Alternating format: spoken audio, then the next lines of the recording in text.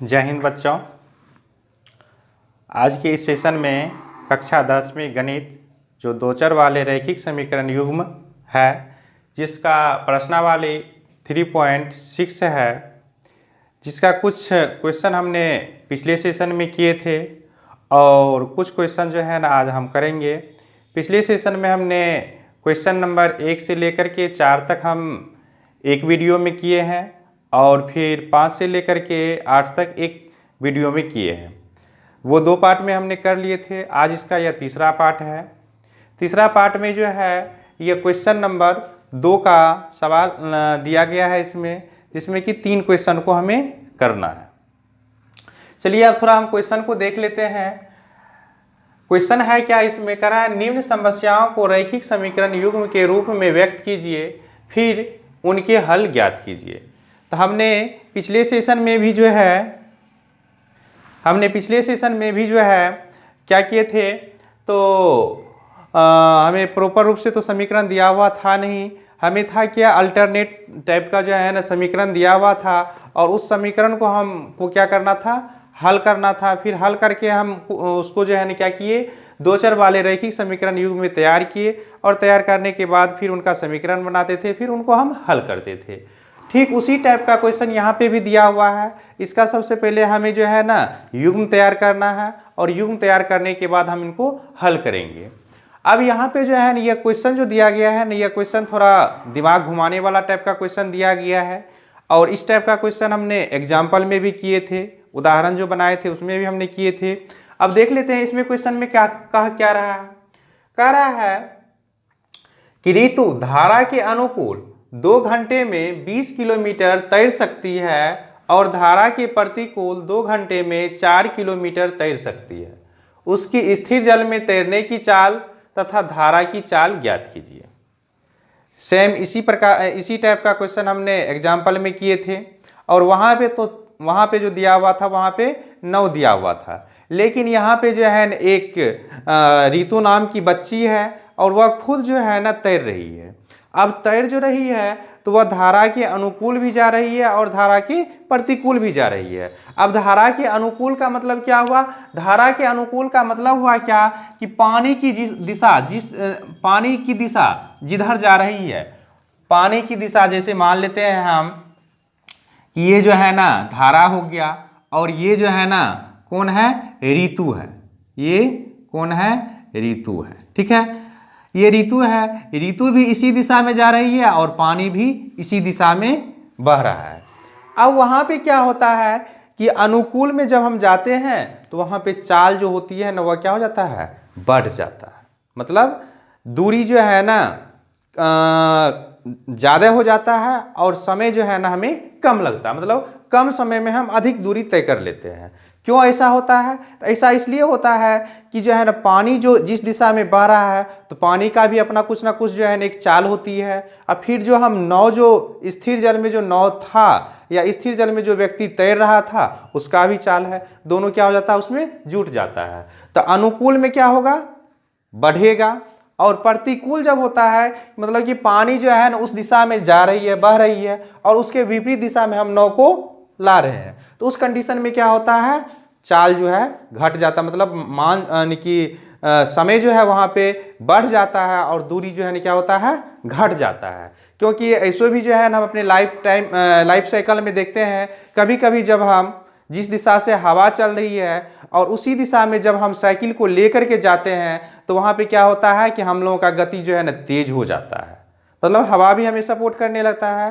फिर उसके विपरीत दिशा में जब हम साइकिल को लेकर के आ रहे हैं, जैसे कि हवा अगर पूर्व से पश्चिम दिशा में बह रही है और साइकिल को हमें पश्चिम से पूर्व दिशा में लाना होता है, तो वहाँ पे हमें बहुत ज़्यादा शक्ति लगाना पड़ता है, ताकत भी लगाना पड़ता है और वहाँ पे हमारा क्या होता है, दूरी कम जाता है और समय जो है ना वहाँ पे बढ़ जाता है।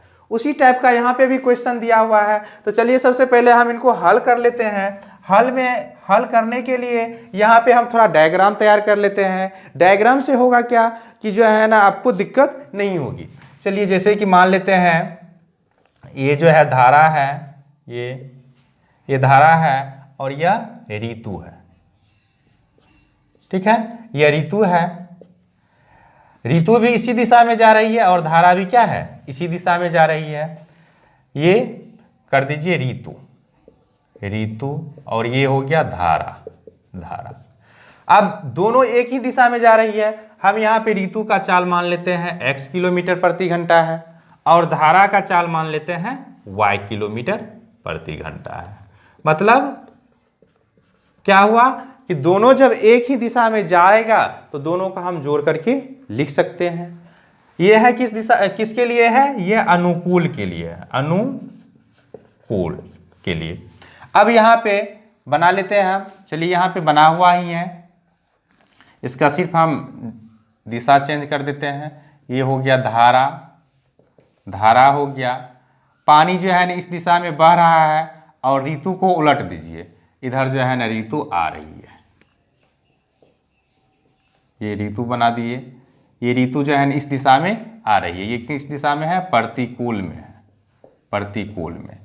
अब यहाँ पे क्या होगा, इसका x है और इसको क्या माने हैं हम, y माने हैं, यानी कि धारा जो है उसका जो है ना हम चाल जो है ना y मान लिए हैं और ऋतु की चाल जो है स्थिर जल में वह क्या हो जाता है, x हो जाता है। अब चलिए इसको हम मान करके कैसे बनाएंगे, तो यहाँ पर मान लीजिए, माना कि स्थिर जल में किसकी चाल, स्थिर जल में ऋतु की चाल बराबर x किलोमीटर प्रति घंटा। उसके बाद धारा की चाल मान लेते हैं, धारा की चाल मतलब जब पानी की गति बढ़ा, पानी का बहाव जब बढ़ा तो उस बहाव का भी कुछ ना कुछ तो चाल होगा, उसको हम मान लेते हैं y किलोमीटर प्रति घंटा, यानी कि 1 घंटा में y किलोमीटर जाता है। चलिए अब जाकर के हमें करना है क्या, अनुकूल और प्रतिकूल के लिए जो है ना हमें लिखना है। तो चलिए अब लिखते हैं, धारा के अनुकूल चाल, धारा के अनुकूल चाल क्या होगा, तो धारा के अनुकूल चाल क्या होगा, तो x प्लस y किलोमीटर प्रति घंटा हो जाए, x प्लस y किलोमीटर प्रति घंटा हो जाएगा। फिर धारा के प्रतिकूल चाल बराबर x माइनस y किलोमीटर प्रति घंटा हो जाएगा। ऐसा क्यों होता है, तो अनुकूल जब हम जाएंगे तो वहाँ पे तो मेरा जो है ना मान बढ़ेगा और प्रतिकूल जब आएंगे तो जो हमारा स्थिर जल में चाल था उससे भी क्या होगा, कम जाएगा। क्यों कम जाएगा, क्योंकि विपरीत दिशा में आने में हमें समय ज़्यादा लग जाता है और दूरी हम कम तय कर पाते हैं। चलिए अब हम जो है ना इसका इक्वेशन तैयार कर लेते हैं, समीकरण बना लेते हैं।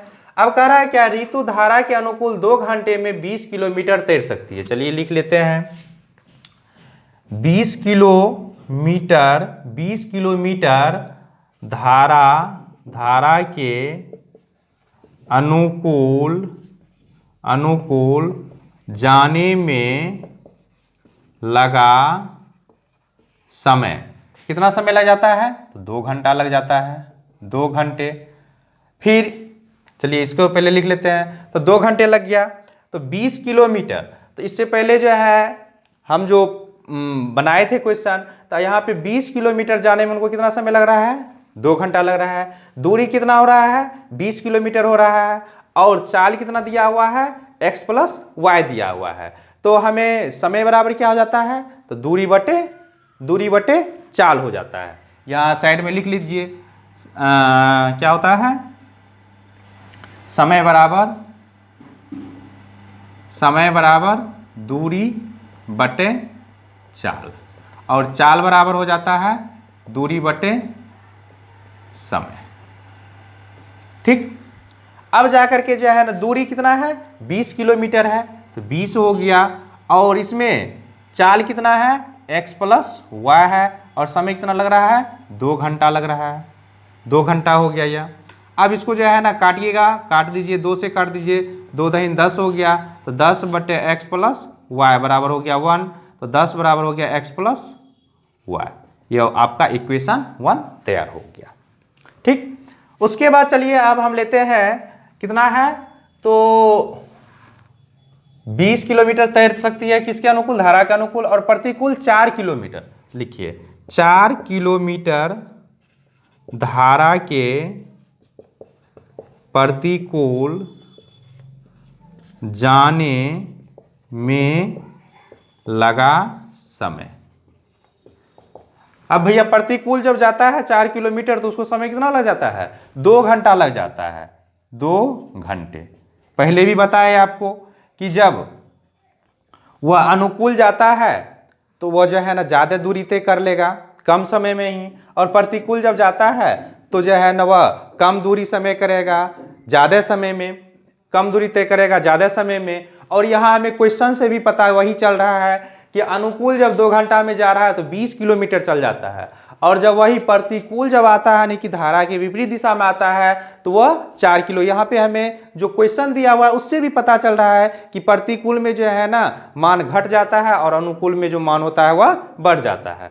अब 4 किलोमीटर धारा के प्रतिकूल जाने में लगा समय, तो दूरी कितना है, 4 किलोमीटर है, तो 4 अब बटे प्रतिकूल जो जाता है तो उसकी चाल कितना होती है, x माइनस वाई हो जाता है, और समय कितना लग रहा है, 2 घंटा लग रहा है, तो 2/1 हो गया, 2 दूना 4 हो गया, तो x माइनस वाई बराबर कितना हो गया, सॉरी 2/x माइनस वाई बराबर हो गया 1, तो x तो यहाँ पर हो गया कितना, 2 माइनस 2 बराबर हो गया आपको x माइनस वाई, ये हो गया आपका समीकरण 2 हो गया। अब इस समीकरण को हम हल कर लेते हैं, जैसे विलोपन विधि से हमने हल किए थे उसी टाइप में इसको हल कर लेते हैं। यहाँ पर लिख लीजिए क्या, तो x प्लस वाई बराबर हो गया 10, समीकरण 1 है यह, और x माइनस वाई बराबर हो गया कितना, 2, समीकरण 2 हो गया। अब यहाँ पर देख रहे हैं विलोपित किसको करना है, तो विलोपित करना है आपको y को। क्यों y को विलोपित कर लेते हैं, क्योंकि यहाँ पे हमें गुना भाग करना भी नहीं पड़ेगा और साथ ही साथ हमें चिन्ह भी नहीं बदलना पड़ेगा। सिर्फ यह क्या होगा, यहाँ पे जोड़ेंगे तो y जो है ना मेरा विलुप्त हो जाएगा और x बच जाएगा। तो चलिए यहाँ पे हम जोड़ देते हैं, लिख दीजिए यहाँ पे जोड़ने पर, तो y से y कट गया तो यहाँ हो गया 2x बराबर हो गया 12, x बराबर हो गया 12/2, 6 दूना 12, तो x बराबर निकल गया 6 किलोमीटर प्रति घंटा।